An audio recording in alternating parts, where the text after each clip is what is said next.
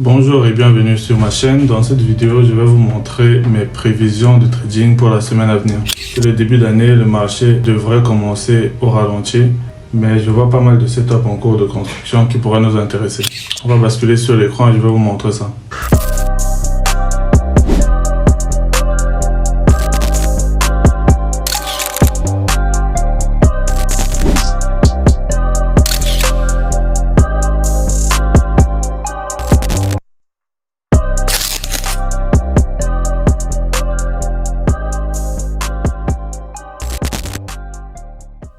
Ok, je vais commencer mon analyse par celle Non, pas du Bitcoin. Je vais commencer mon analyse par celle de l'or.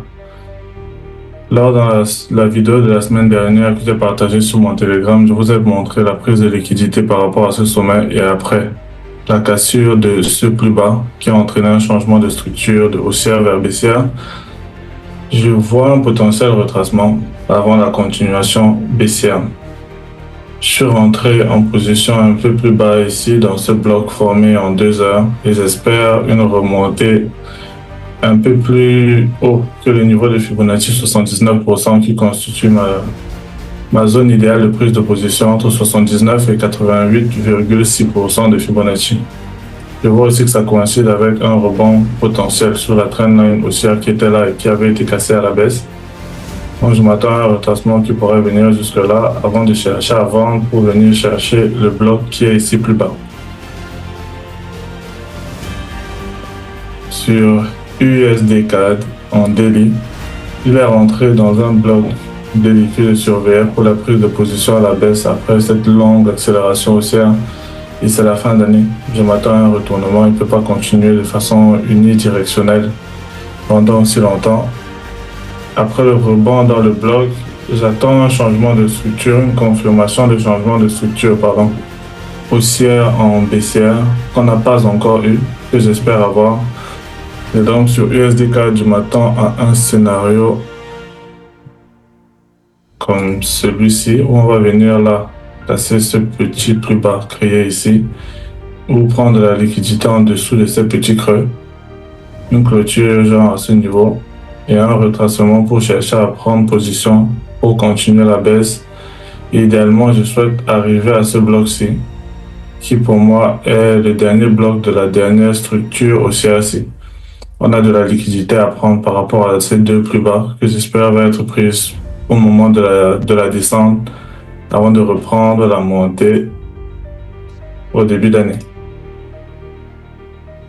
Ça, c'est ce que je vois sur USD-CAD. Sur GBP JPY, il a déjà enclenché sa tendance en mouvement haussier. Je m'attendais à un retracement dans ce bloc-ci, qui me semble toujours être un bloc parfait. Énorme accélération ici, avec de la liquidité laissée en dessous de ce creux. Ça coïncide avec mon niveau idéal de prise de position dont je vous parlais tout à l'heure sur l'or, entre 79 et 88,6%. Moi, je m'attends à un retracement dans cette zone avant d'essayer d'acheter. En même temps, je vois un scénario baissier dans la mesure où je vois de l'accumulation là, qui pour moi est généralement un signe de retournement. L'accumulation va être la voir comme ça. Je vais voir en début de semaine si on aura des difficultés à traverser le plus haut de la semaine, le plus haut actuel du mois de décembre aussi. Comment le marché va se comporter une fois arrivé dans cette zone pour voir si je peux prendre position à la baisse. On est en 2 heures. Je vais vérifier sur les time frames plus petits, 30 ou les 15 minutes, et essayer de voir si on aura des signes de retournement.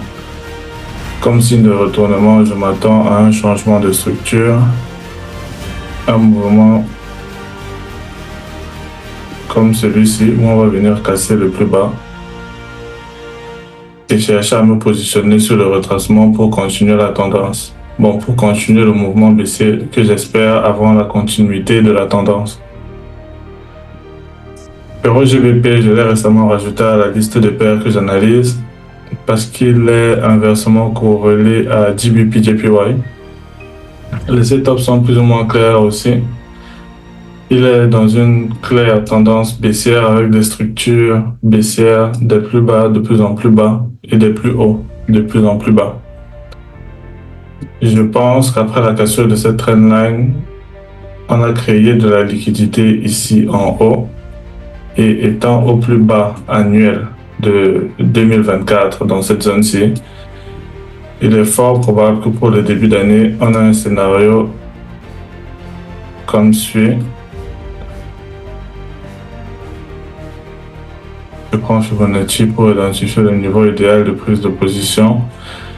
J'ai les 50% de l'order bloc qui sont parfaitement entre mon niveau idéal de prise de position. Donc je chercherai à me positionner quelque part là au début d'année. J'espère que le setup pourra venir d'ici mercredi ou un peu plus tard. Avec comme premier objectif bien évidemment le dernier plus haut. Et objectif réel, c'est ce niveau-là un peu beaucoup plus haut, pardon. Sur EuroGBP, oui. Le Nasdaq,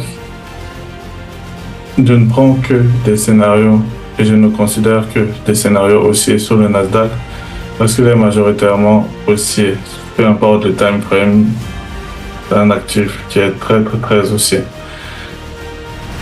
Mon analyse est en fait principalement sur des time frames supérieurs, des time frames élevés. Je me positionne par rapport au dernier mouvement où je vois que de la liquidité a été créée. Comme ici, par exemple, après ce bloc-ci qui avait été testé pour faire la montée, là, on a pris de la liquidité en dessous de ce plus bas et on a directement remonté pour créer un changement de caractère ici, plus un premier break of structure. Pour moi, deux cassures dans la même direction, c'est un signe de retournement. Dans ce cas, c'est un signe de continuation de tendance. Je m'attends à un retracement dans le bloc qui a initié le changement de caractère qui est formé par la première bougie haussière sur ce mouvement baissier. J'ai mis mon retracement Fibonacci. Les 50% de l'order bloc sont légèrement en dessous des 88,6%. Mais je pense que je pourrais aussi bien rentrer à ce niveau-là afin d'avoir un meilleur ratio risk-reward sur le Nasdaq.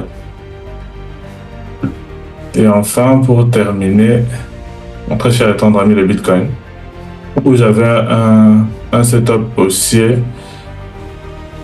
La semaine dernière, je l'ai pris en 1 heure ou en 30 minutes, je sais pas là, par rapport à ce bloc en 1 heure. On est venu retester le bloc une première fois, on est remonté et c'est au deuxième contact où on a touché les 50% du bloc que ça m'a intéressé à prendre position.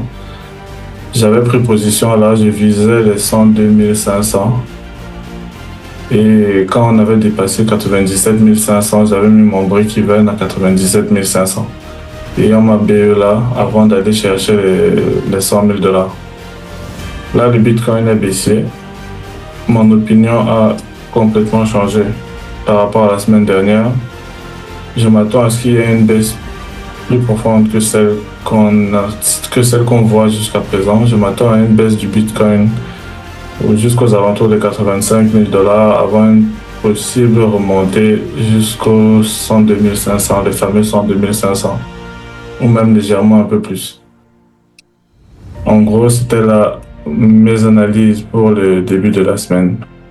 En gros, c'était là mes analyses et mes prévisions sur l'or, GBP/JPY, USD/CAD, le Bitcoin et le Nasdaq pour le début d'année. N'hésitez pas à vous abonner à ma chaîne pour encore plus de contenu du même genre et à rejoindre ma chaîne Telegram pour plus de contenu. J'envoie mes signaux et des alertes de trading tout au courant de la semaine. Abonnez-vous, vous ne serez pas déçus.